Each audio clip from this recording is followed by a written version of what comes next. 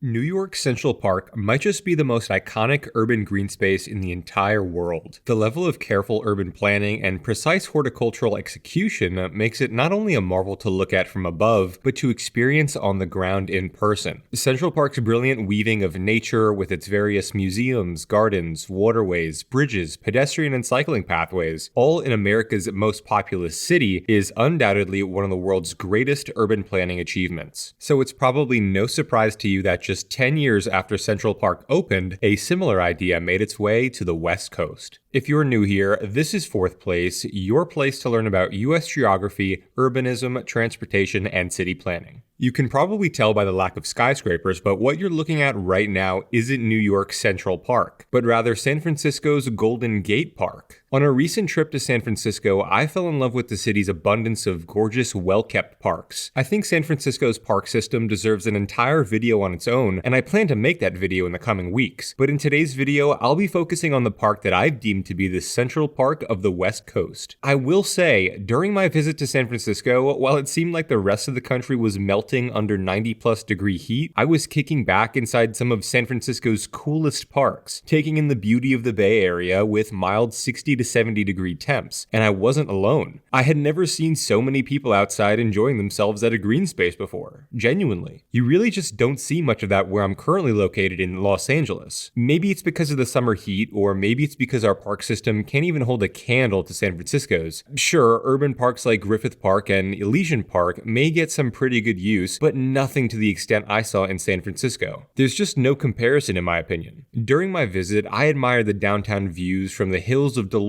Park, gained breathtaking Golden Gate Bridge views from my vantage at the Presidio's main parade lawn, shared company with fellow tourists in documenting the historic Victorian architecture represented in the Painted Ladies at Alamo Square Park, I hiked the steep, mystical hills of Buena Vista Park, but at the very end of my trip, I found myself wandering through the expansive greenery within Golden Gate Park and loved every second of it. I visited the museums, trotted through the Japanese tea garden, and strolled hand in hand with the enormous redwoods. Visiting the city of San Francisco, you really get a sense of just how beneficial green spaces of all shapes and sizes are to the physical and mental well-being of a city's residents. After about an hour in any San Francisco park, you're forced to ask questions about just why so much urban land is dedicated to golf courses and parking lots in so many US cities. I have friends in Los Angeles who literally have to drive to walk in a park with some semblance of well-kept green space. San Francisco's abundance of parks makes it easy for people to get outside within their urban environment, similar to New York, and I'd argue to a greater degree. The importance of urban green space for the health and well-being of urban residents was recognized early on by one William Hammond Hall, the mastermind behind Golden Gate Park. Hall was a pioneering advocate for the creation of urban green spaces, and his work on Golden Gate Park reflected his beliefs in their profound benefits for city dwellers. Hall believed that urban green spaces were essential for society's physical, mental, and social well-being. He saw parks as sanctuaries from the hustle and bustle of city life, providing a necessary respite and place for recreation, relaxation, and social interaction. Hall often emphasized the health benefits of green spaces in public events, certifying that access to nature and open areas could improve physical health through activities like walking, playing sports, and enjoying the great outdoors. Socially, Hall saw parks as a vital community space where people from different backgrounds would come together and foster a sense of community and civic pride. He believed that well-designed parks could promote social cohesion and offer a venue for public events, cultural activities, and celebrations, enhancing the overall quality of urban life. And he set out to do just that in the creation of Golden Gate Park. His vision for Golden Gate Park was not just about creating a beautiful landscape, but about enriching the lives of San Francisco's residents through the myriad of benefits that urban green spaces provide. But how did Hall set about creating a park that encapsulated all of these ideas and philosophies? Well, before Golden Gate Park existed, the area was a vast, barren expanse of sand dunes known as the Outside Lands. In the 1860s, urban planners in San Francisco sought to create a large public park, similar to New York's Central Park, to provide a green refuge for the city's growing population. Under the guidance of Hall, the land was transformed through extensive landscaping efforts, including the planting of hundreds and thousands of trees, the creation of lush gardens, and the implementation of water features. This initial phase was critical in creating a foundation for further landscaping landscaping efforts. Hull's design for the park included winding pathways, picturesque lakes, and open meadows, all carefully planned to maximize the natural beauty of the area and provide diverse recreational opportunities. Hull's vision was to create a park that would rival New York's Central Park in both size and grandeur. As the park took shape, John McLaren, a Scottish horticulturist, was appointed the park superintendent in 1887. McLaren's influence was instrumental in the park's continued growth and development. He expanded upon Hull's initial work by planting an additional variety of trees and plant species, as well as creating themed green spaces and adding new attractions such as the Japanese Tea Garden and the Conservatory of Flowers. McLaren's dedication to maintaining and improving the park ensured its transformation into the lush, vibrant space that it is today. Over the years, Golden Gate Park has grown to encompass over 1,000 acres, featuring numerous cultural and recreational facilities. It has become an integral part of San Francisco's identity, providing a natural retreat for the urban environment and significantly enhancing the quality of life for its residents. Golden Gate Park officially opened in 1870, and over the decades, it evolved into a vibrant urban oasis central to San Francisco's cultural and recreational life. A particularly significant chapter of the park's history was the Summer of Love in 1967. During the Summer of Love, Golden Gate Park was a central hub of the counterculture movement, teeming with activity and embodying the free-spirited nature of the era. The park, particularly the East End near the Haight-Ashbury neighborhood, became a gathering place for thousands of young people, drawn to San Francisco by the promise of peace, love, and music. This period left a lasting impact on Golden Gate Park, influencing its use as a venue for free cultural events and music festivals.